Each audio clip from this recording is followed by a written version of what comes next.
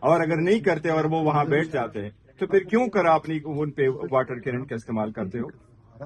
یہ سمجھتے ہیں کہ اس سے کچھ نہیں ہوگا، لیکن پھر ایسا ہی ہوگا کہ کسی کے ہاتھ کے کنٹرول میں نہیں ہوگا۔ ہم تو چاہ رہے تھے سسٹم میں حصہ اس لیے رہے، ہمیں کوئی ذاتی مفاد مزید نہیں تھا، بس ہم چاہ رہے تھے کہ ڈیموکریسی رہے، some thing is better than nothing, اور اس پرپز کے لیے آئے، بار بار کہتے رہے۔ اور میرا خیال ہے کچھ لوگ ہیں جو بالکل نہیں چاہتے۔ خطرہ ہے آپ سمجھتے ہیں؟ دیکھیں جی، جمہوریت وہ ہوتی ہے جس میں لوگ پارٹیسپیٹ کریں، اور اگر لوگ پارٹیسپیٹ نہیں کرتے پھر آپ اس کو جمہوریت کہو، اس کو ہائیبرڈ کہو، وہ ڈیموکریسی نہیں ہے ان دا ٹرمز دنیا کو استعمال ہے۔ میں اس وقت سمجھتا ہوں کہ ہم ریپرزینٹ کر رہے ہیں اس وقت 3 کروڑ عوام کو، 25 کروڑ لوگوں میں 12 کروڑ ووٹر ہے، 12 کروڑ میں سے 6 کروڑ ووٹ پول ہوا، 3 کروڑ پی ٹی آئی نے لیا، 3 کروڑ باقی 175 پولیٹیکل پارٹیز نے لیا۔ تو اگر اتنی بڑی پولیٹیکل پارٹی کو آپ آئسولیٹ کرتے ہیں، آپ اس پروسیس سے نکالتے ہیں، تو باہر ڈیموکریسی بچ جاتی ہے۔ میں نے کل بھی ان کو کہا ہے کہ یہ کاروباری دنیا نہیں ہے، 2 میں سے 1 مائنس کرو تو 1 رہ جائے گا، ہم مائنس ہو گئے تو یہ بھی نہیں رہے گی۔ حکومتی وزراء نے واضح کیا ہے کہ سیاسی معاملات دیکھیں یہ سارا غلط ہے۔ حکومتی وزراء جیسے کہیں، دیکھیں اگر آپ کل دیکھو ایک ریزولوشن پاس ہوئی ہے پروونشل اسمبلی میں، آپ اس مرتبہ پھر ریٹنگ یونٹ کو ایک دوسرے کے خلاف اٹھ کھڑا کر رہے ہو، دبے الفاظوں میں اور نام نہ استعمال کر کے ہوئی۔ آپ پی ٹی آئی پہ کیا بین لگانے جا رہے ہو؟ ابھی تک تو آپ نے سرٹیفکیٹ نہیں دیا، آپ نے تو ابھی ہمارا دستخط ایکسپٹ نہیں کیا، آپ نے ہمارے سینیٹر کو پارٹی میں آنا ایکسپٹ نہیں کیا، آپ نے ہمارے لوکل گورنمنٹ میں ایکسپٹ نہیں کیا، آپ نے ہمارے ریزرو سیٹیں ایکسپٹ نہیں کی۔ بٹ انف از انف، میں آپ کو کہہ رہا ہوں جو انفارمیشن میرے پاس ہے، جتنا میں جانتا ہوں، اگر یہ حالات رہے تو آپ کو مہینے میں بھی حالات آپ کے ہاتھ سے اسپیکر کی جانب سے جو مذاکراتی عمل کو آگے بڑھانے کے لیے انہوں نے یقین دہانی کروائی تھی۔ دیکھیں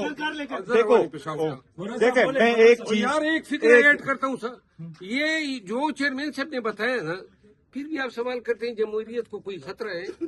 جمہوریت گئی ہے سانڈے کا تیل بیچنے۔